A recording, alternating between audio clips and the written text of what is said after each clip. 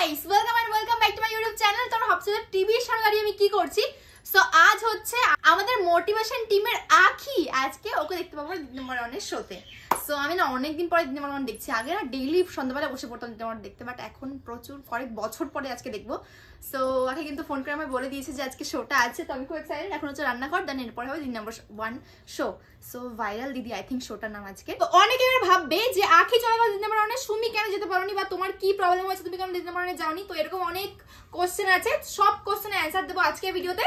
So আগে চলো দেখা যাক যে আখি কি উইনার হতে পেরেছে দিদিমার অনেকে, আর কি কি হচ্ছে, কিভাবে কি খেললো, কে উইনার হলো, বা কি গিফট পেলো, সবই দেখাবো আজকে ভিডিওতে।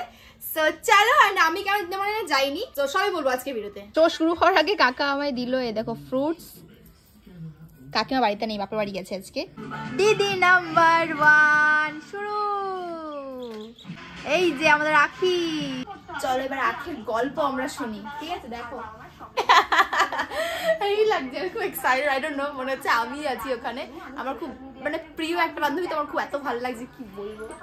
আখির তাড়াতাড়ি গেমটা কমপ্লিট করলো, মানে ক্যামেরা অন করতে করতে শেষ দেখি মাত্র 26 সেকেন্ডে কমপ্লিট করে নিয়েছে। আমি তো অবাক হয়ে যাচ্ছি ভাই, তো আগে থেকে প্র্যাকটিস করা পুরোপুরি মনে হচ্ছে।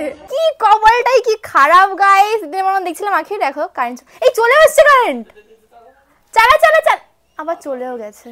কি প্রবলেম হচ্ছে ভাই? প্রবলেমটা কি যে জীবনে এই টাইমে কারেন্ট যায় না? আজকে দিদিমার দেখতে বসে জীবনে প্রথমবার, মানে 2-3 বছর পর প্রথমবার দেখছি আজকে দিদিমার 1। আজকে কারেন্টে যেতে হলো, খারাপ হচ্ছে। কখন যে আসবে কারেন্ট কে জানে, এসছিল আবার চলে যাচ্ছে, কি আপডাউন হচ্ছে কে জানে, তো জানি না কি হবে।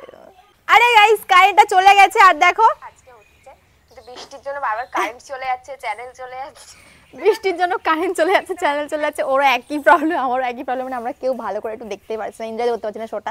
ও তো সবই জানি, আমাদেরকে সব গল্প করে দিয়েছে, আমরা সব জানি যে উইনার হয়েছে কিনা, বা কি হয়েছে না হয়েছে, কি গিফট পেয়েছে। বাট আমরা তো ভাবছিলাম অরিজিনালি দেখবো একটু, বাট সেটা আর পসিবল হচ্ছে না কারেন্টটার জন্য। জীবনে যাই না বিকালবেলা কারেন্ট, আজকে প্রথমবার গেছে, তো জানি না কি হবে, দেখি দেখতে পারি কিনা।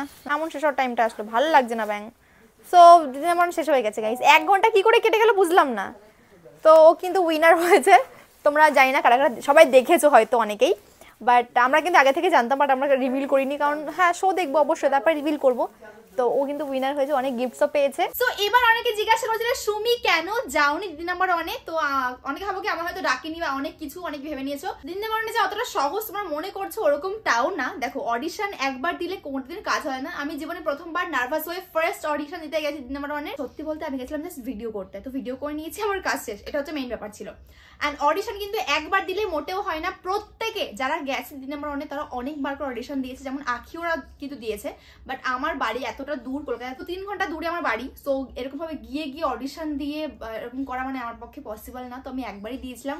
তো তারপরেও আমাকে আখি বলেছিল অনেকবার অডিশন দেওয়ার কথা, বাট আমার আর যাওয়ার সেরকম সুযোগ হয়নি। কিন্তু আখি দিয়ে দিয়েছিল অডিশন। তো ফাইনালি আমাদের টিম মেম্বারের একজন তো সিলেক্ট হয়ে গেছে, আমি খুব খুশি। আর উইনার হয়েছে গাইস, বিশ্বাস করতে পারছো?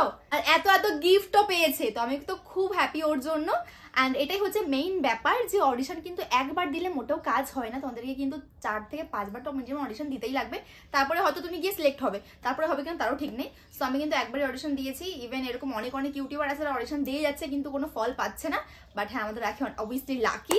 অ্যান্ড তো তোমাদের কেমন লাগলো আজকে শোটা কমেন্টে অবশ্যই জানিও গাইস। আমাদের মোটিভেশন টিমে আমি আর রিয়া মানে দুজন বাকি আছি দিদি নাম্বার 1-এ যেতে, আর বাকি সবাই চলে গেছে, মানে আখি চলে গেল। অ্যান্ড আগে কিন্তু মিষ্টির মায়েরা চলে গেছিল। তোমরা কি জানো, কারা কারা জানো জানিও কমেন্টে। অনেকে হয়তো জানো না যে মিষ্টির মারা কিন্তু আগে দিদি নাম্বার 1-এর শোতে গেছিল। তো খালি আমি আর রিয়া বাকি আছি, হয়তো তোমরা আমাদেরকেও দেখবে কোনোদিনও।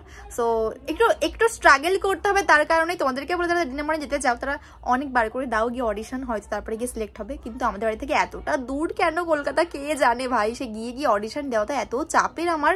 আগে কিন্তু অনেকবার করে বলেছে ওরা ফোন করে যে অডিশনটা আরেকবার দে, আরেকবার হ্যান কর। সো না সেই টাইমটাই হয়ে ওঠে না, মানে যাওয়া আসা এত স্ট্রাগল হয়ে যায়। স্ট্রাগলটা ঠিকঠাক করলে হয়তো আমাকেও দেখতে পাবে কোনোদিন তোমরা, জানি না কি হবে। সো চলো একটু খাওয়া দাওয়া করে নিই। এবার কি করতেছো মা? ভাত দিচ্ছি, তোরা ভাত খাস নি সকালে? তুমি কেন পরোটা বানাইছো? কেন পরোটা তো ভাই খাতে চাইছে, তো তোর জন্য তো আমি ভাত রাঁধছি।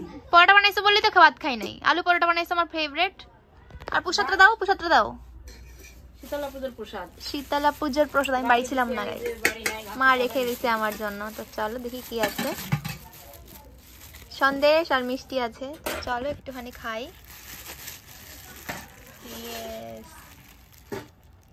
তোমরা একটু খেয়ে নাও। মা কি দিয়ে মা খাইছো? মা মাছের তেল। আমার প্রিয় মাছের তেল, আমি খাচ্ছি প্রসাদ এখানে। এখন খাওয়া দাওয়া করে ঘুমাবো। চলো, সারাদিন পরে আমি খাই। আর তোমাদের ভিডিওটা কেমন লাগলো কমেন্টে জানিও। অ্যান্ড হ্যাঁ, thank you so much for watching guys. In the next one, I love you all, bye bye. কিরকম টাইপের ভিডিও চাও কমেন্টে জানিও। Bye by.